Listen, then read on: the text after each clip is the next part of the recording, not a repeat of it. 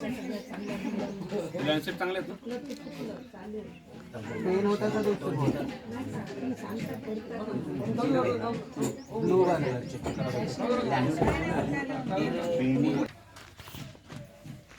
लॅन्डसेट हाच वापरायचा ना? नहीं हमको बताते हो सर ये सब कैसे करते स्वैप कैसे लगाते हैं स्वैप अल्कोहोल स्वॅब तुम्ही काढता ना याच्यामधून कट करायचं इकडनं काढायचं ध्यान असं. तो सब लोग अच्छे से है ना एकदम बेसिक आहे आणि असा पकडून हे बोट असे पकडायचे दोन्ही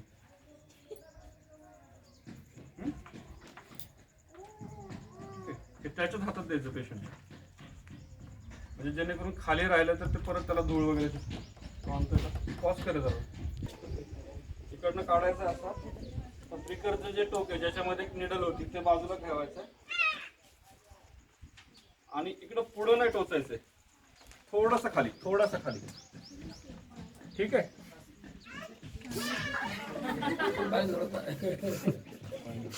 आणि ते असं पॅक करायचं जेणेकरून ते निडलचं टोक जे इन्फेक्टेड आहे ते कुठेही बाहेर राहणार नाही तर ह्याच्यामध्ये टोचून ठेवायचं ठीक आहे ते बोट मागं घ्या दोन्ही बोट मागं घ्या 3 थेंब घ्यायचे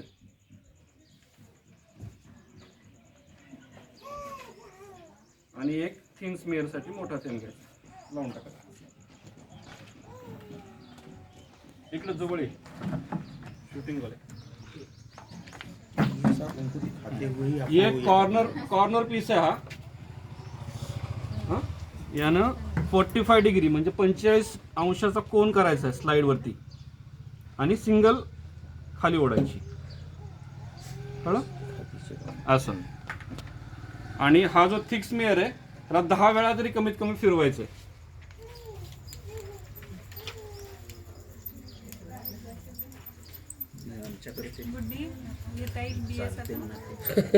एक टारगेट हो गया आज ठिकाच अशी दिसते बघा ठीक आहे तर दोन्ही मध्ये अंतर पाहिजे माझं चुकलंय का म्हणजे मी घेतो ही पद्धत आणि इथली गडचिरोली ती पद्धत वेगळी आहे का काही ठीक आहे तुम्ही असंच घेता ना म्हणजे मला येते मध्ये थोडं अंतर आहे ना तर अंतर राहायला पाहिजे ठीक आहे असंच घेतात पण यांचं जे आहे पहिल्यांदा जो आपलं ठीक आहे ना ते स्मिअर करून घेतात पहिल्यांदा नाही थीनचं काय होतं थीनचं लगेच करणं गरजेचं आहे कारण तो एकच ड्रॉप असतो